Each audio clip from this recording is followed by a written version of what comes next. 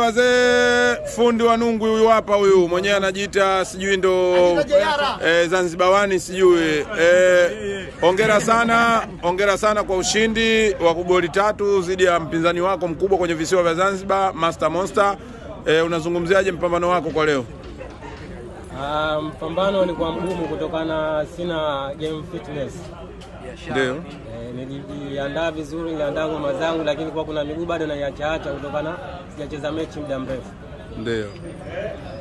Na alivotoka Master Monster hapa alisema kwamba magoli yote kajifunga, na nasema yuko tayari kutaka kuomba rematch juu yako. Vipi? Hapana, hakuna goli ambalo amejifunga. Ndio. Magoli yamesakwa dakika mwanzo mpaka mwisho. Kuna ngoma nimepeleka treni. Ndio. Jamcha hivi niliambia nisitoe na doctor. Ndio maabara, lakini kanilazimu niitoe. Ndio.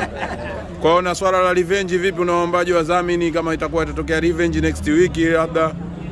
Haina shida kuhusu revenge, maana yake ndo unapata match fitness. Na unazungumziaje mdhamini wetu kabisa Frank Bigi na wadhamini wengine ambao wanaodhamini mabao?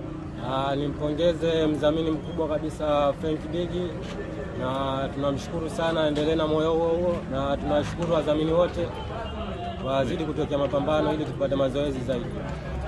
Basi shukrani sana wazee.